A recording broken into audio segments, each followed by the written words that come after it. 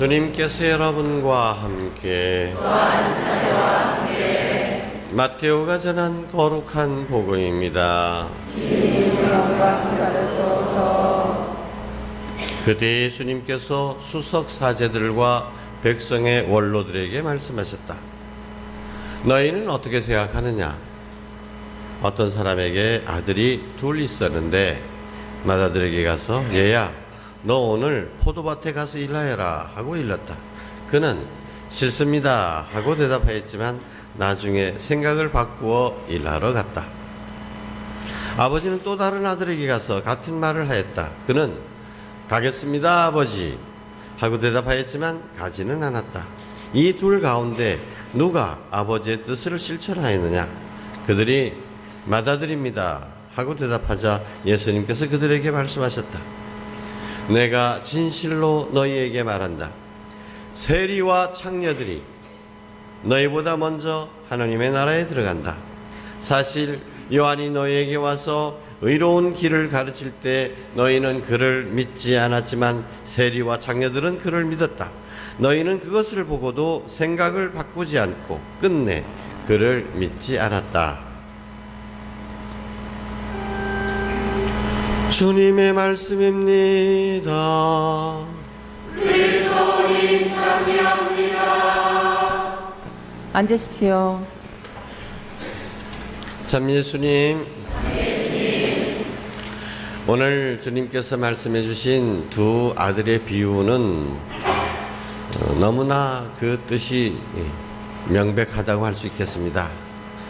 두 아들이 있었는데 큰아들은 아버지가 밭에 강 일을 해라니까 안 왔구다 해놓고는 아이고 생각해보니까 아이고 잘못해졌다. 그래서 밭에 일하러 갔다.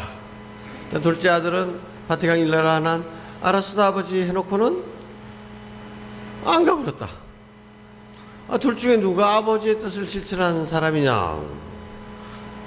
여러분 다 아시지만 그건 어린이들도 누구가 그 아버지의 뜻을 실천했는지는 다 알 겁니다.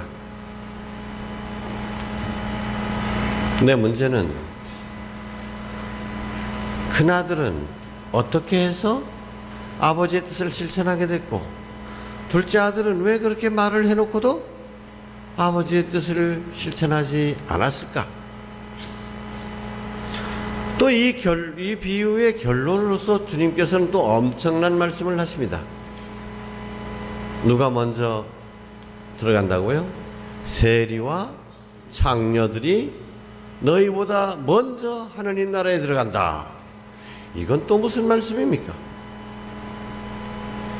어떻게 해서 백성의 원로들하고 대사제들, 정말 종교의 최고 지도자들, 이런 사람들은 하늘 나라에 못 들어가는데 오히려 세리와 창녀들, 그런 인간 말종들이 세상에서 정말 쳐다보기도 싫었던, 아예 죄인으로 구원받지 못할 죄인으로 단죄받았던 이런 사람들이 먼저 하느님 나라에 들어갈 수 있느냐? 이건 무슨 말일까요? 여러분들이 처음 이 두 아들의 비유를 들었을 때는 다들 어떤 생각? 나는 누구다? 나는 누구의 큰 아들입니까? 작은 아들입니까? 예?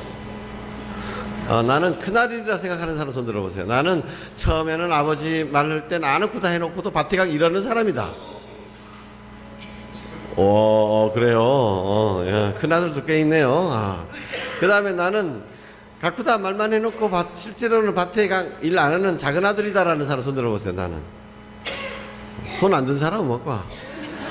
어떤 때는 큰 아들 됐다, 어떤 때는 적은 아들 됐다. 네, 맞습니다. 그것도 맞아요. 그러나 이걸 읽을 때 그래 나는 작은 아들이로구나, 아이고 말만 허멍 제대로 실천 못했구나 하고 가슴을 치게 됩니다. 그런데 이렇게 가슴을 치게 되는 사람은 구원의 가능성이 있는 사람이고, 나는 큰아들이여, 오히려 거꾸로 나는 큰아들이여, 나는 아버지의 뜻을 잘 실천하고 있다라고 생각하는 사람은 대사제들이나 율법학자들이나 또 백성의 원로들처럼 구원받지 못한다. 왜 그럴까요?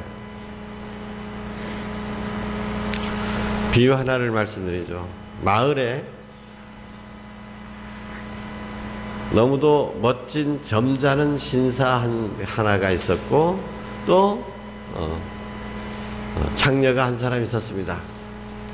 이 신사는 아침에 일찍 일어나면 늘 말쑥하게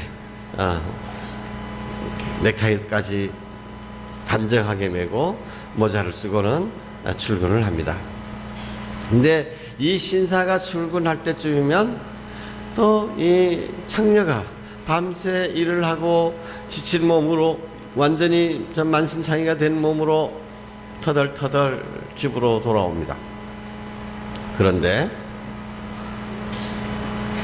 둘 다 죽어서 하느님 앞에 갔는데 이 창녀가 오히려 정말 공주처럼 더 예쁜 옷을 입고 거기서 지내고 있고 그 신사는 저기 가서 완전히 상거지 중에 상거지가 돼가지고 지내고 있어요.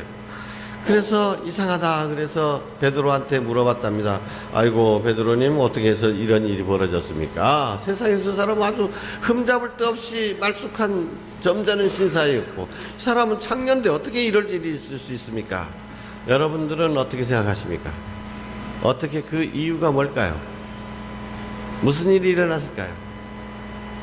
베드로의 설명은 이렇습니다.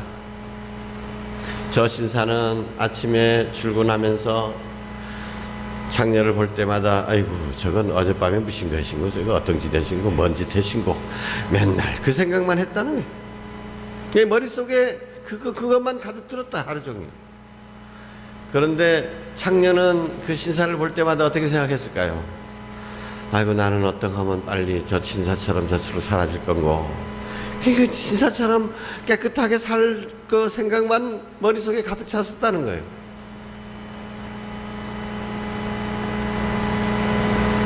여러분 내가 죄인이다라고 내가 죄인이다라고 생각하는 그 사람에게는 하느님의 말씀이 들어오면 쏙쏙쏙쏙 그래 그러고는 얼른 고쳐야 되겠다. 난 어떻게 하면 올바르게 살 수 있을까라고 그렇게 말씀을 간직하게 됩니다. 그런데 내가 올바로 살고 있다라고 생각하는 사람은 늘 다른 사람들을 판단하고 단죄하고 그렇게 해가지고 하느님의 말씀이 들려오더라도 팅팅 튕겨나가고 맙니다. 하느님의 말씀이 마음에 들어와 있지 않습니다. 그러니까 뿌리를 내릴 수가 없습니다. 세리와 창녀들이 하늘나라에 먼저 들어가기는 되는 이유는 바로 이것입니다. 하느님의 말씀을 간직할 수 있다라는 겁니다. 그래서 사도 바울은 오늘 제2독서에서 뭐라고 했습니까? 스스로 서 있다고 생각하는 사람은 어떻게 걱정하라고? 넘어질까 걱정하십시오. 서 있다고 생각하는 사람 넘어질까 걱정해야 됩니다.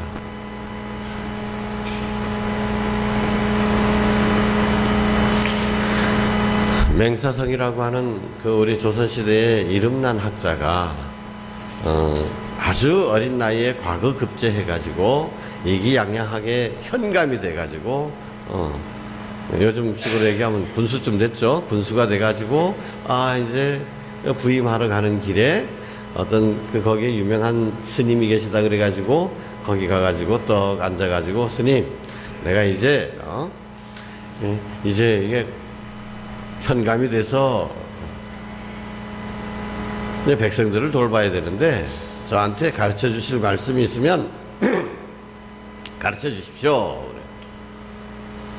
스님이 아무 말도 안 하고 차나 한잔 하십시오 하고 차를 부었습니다.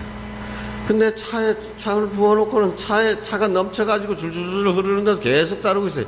아이고 스님 이거 뭐 해보수가 이거 차 넘치게 나 옷도 다 젖어먹구다. 근데 스님이 뭐라 그랬다는가? 뭐라 그랬을까요? 당신의 마음은 이 잔과 같다. 너무나 가득 차 있어가지고 내가 뭐랜 고라져 봐도 들어갈 자리가 없을 거다. 잔이 비워져야 채워질 수 있다. 그래서 맹사성이 그때부터 아주 겸손하게 다른 사람 말도 잘 들으려고 그러고 충고도 잘 들으려고 해가지고 이 역사에 이름 남는 명재상이 됐다는 거 아닙니까? 젊은 나이에 과거 급제했으니까 얼마나 기고만장했겠습니까? 나보다 똑똑한 놈 어디 있어? 나와봐. 내가 모르는 거 뭐 있어? 그런 마음에는 지혜가 자리 잡을 수 없습니다.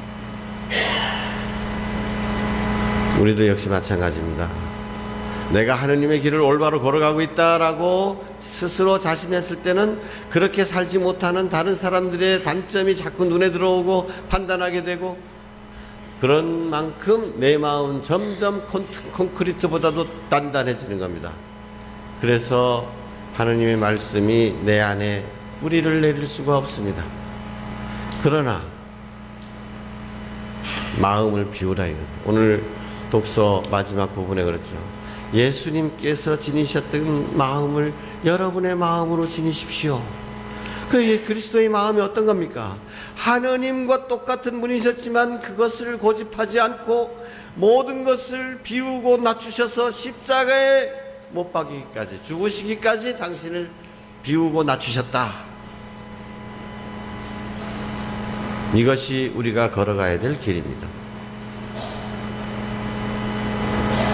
내 자신을 비운다는 것, 겸손한 마음으로 하느님의 자비에 의탁하면서 이렇게 살아갈 때 그 사람의 마음은 아주 부드러운, 로타리로 몇 번 다져진 아주 부드러운 마음이 되어서 하느님의 말씀이 내릴 때 쏙쏙쏙쏙 스폰지처럼 받아들일 수가 있고, 말씀이 자라고 사랑의, 정의와 공평의 열매를 맺게 되는 것입니다. 세리와 창녀들이 너희보다 하느님 나라에 먼저 들어간다라는 이 말씀은 우리 죄인들에게 크나큰 희망이 되는 것입니다. 기쁨이 되어줍니다. 스스로 의롭다고 자처하지 말고 우리들의 부족한 점을 기다려주시고 또 그 부족한 점을 메꿀 수 있는 기회를 주시고 격려해 주시면서 우리가 의인일 때보다도 죄인일 때 더 안타까운 사랑의 눈길로 우리를 지켜봐 주시는 하느님 아버지께 감사하면서 용기를 내어서 하느님의 말씀 안에 머물러 있도록 합시다. 아멘.